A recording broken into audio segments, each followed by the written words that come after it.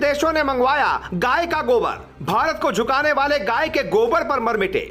दुनिया कितना भी बांट ले इंसान, लेकिन मोहम्मद के शहर में खुशबू फैलाएगा गाय का गोबर। दुनिया भर में गोबर बेचकर करोड़ों कमाएगा भारत। अरब का खजूर रोजे में खाते हैं मुसलमान। कुछ दिनों पहले मुस्लिम देशों को भारत के गेहूं से बदबू आ रही थी, लेकिन अब बदबू वाला गोबर खरीदने को तैयार है। वक्त बदलते देर नहीं लगती, इसीलिए कहते हैं बड़ा निवाला खाओ पर बड़ा बोल ना बोलो। कुछ ऐसा ही कुवैत ने किया है और अब उसे अपने ही मुंह की खानी पड़ी। ये तो आप जानते ही होंगे कि दुनिया भर में अरब देशों का खजूर मशहूर है। वो इसलिए भी क्योंकि वो पैगंबर साहब के शहर में पैदा होता है। लेकिन अब उसी खजूर की गुणवत्ता को बढ़ाने के लिए भारत से मुस्लिम देश कुवैत गेहूं के साथ गोबर की भारी भरकम मांग कर रहा है। भारत में मुसलमानों को समझना चाहिए कि जो खजूर वो खाएंगे उसकी जड़ में गाय का गोबर गुणवत्ता बढ़ाएगा। अब हम आपको बताते हैं सबको गोबर क्यों चाहिए। कुवैत के कृषि वैज्ञानिकों की टीम ने कहा कि गोबर मंगवाइए और भारत के किसानों की तरह खजूर के जड़ में गोबर डालिए तो बढ़िया खजूर पैदा होगा। क्योंकि गोबर में 0.5 से 0.6% नाइट्रोजन, 0.2 से 0.3% फास्फोरस और 0.5 से 0.1% तक पोटास होता है, जो पौधों को तेजी से बढ़ाता है और खाद की तरह धरती को नुकसान भी नहीं पहुंचाता, बल्कि मिट्टी की उर्वरता को भी बढ़ाता है। जिस मिट्टी में गोबर वाला खाद डाला जाता है वहां फसल भले ही कम हो, लेकिन ज्यादा दिनों तक होगी, जबकि जहां खाद डलता है वहां ज्यादा दिनों तक फसल नहीं होगी। उपजाऊ जमीन चूंकि कम है, इसलिए दुनिया जैविक खेती की तरफ भाग रही है।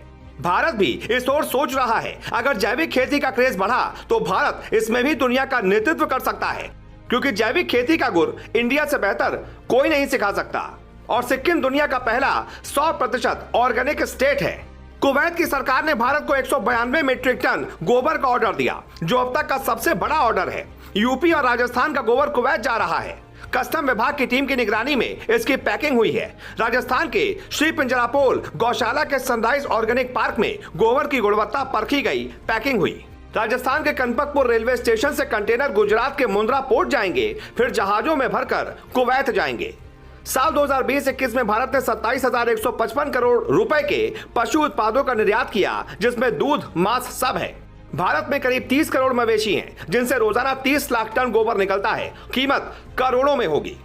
गोबर का अर्थव्यवस्था में कितना योगदान है, इसे ऐसे समझिए कि जिन घरों में जानवर ज्यादा होते हैं, पहले उन घरों के लोग उपले या फिर जिसे गोईठा कहते हैं वो बेचते थे।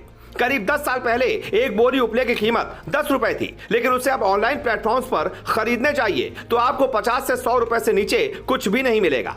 यही गोबर जब सरकार दूसरे देशों को बेच रही है तो उसमें ढुलाई से लेकर हर तरह की लागत जोड़ी जाएगी, और जितना टन गोबर कुवैत को भेजा जा रहा है वही करीब करोड़ों का है।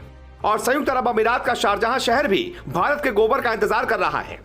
इसी साल फरवरी के महीने में बीएचयू के प्रोफेसर डॉक्टर कौशल किशोर मिश्रा ने बच्चों को उपले बनाने की ट्रेनिंग दी थी, तो कई लोग कहने लगे थे कि बस यही देखना बच गया था। लेकिन सच ये है कि अगर स्कूल कॉलेज में ही बच्चों को ये नहीं समझाया जाएगा कि ये गोबर नहीं सोना है, तो लोग उसे सिर्फ और सिर्फ गोबर ही समझते रहेंगे। ब्रिटेन और चीन गोबर की ताकत को पहचान कर आज लाखों मेगावाट ऊर्जा बना रहे हैं, लेकिन भारत अभी भी इसमें पीछे है। हाँ, यूपी सरकार ने इसकी शुरुआत जरूर कर दी है और अब किसानों से गोबर खरीदकर गोबर गैस प्लांट भेजा जाएगा। छत्तीसगढ़ सरकार भी किसानों से 1.5 रुपए किलो के हिसाब से गेहूं खरीद रही है। करीब 10-15 साल पहले गोबर गैस और बायोगैस का खूब प्रचार हुआ। आपको याद होगा, घर घर में कुछ समय पहले तक बैटरी और गोबर की मदद से बल्ब जलाने का क्रेज चला था। अगर आपने भी ऐसा किया है तो हमें कमेंट कर बताएं, ताकि जिन्हें गोबर सिर्फ गोबर लगता है उन्हें इसकी कीमत समझ आ सके। लेकिन बाद में सब धराशायी हो गया। अब उम्मीद है कि जब विदेशों की धरती पर जैविक खेती होगी, भारत का गोबर उनके काम आएगा, तो भारत की नींद भी खुलेगी और यहाँ गोबर गैस प्लांट से लेकर गोबर से बिजली बनाने तक का काम ज्यादा तेज गति से हो सकेगा।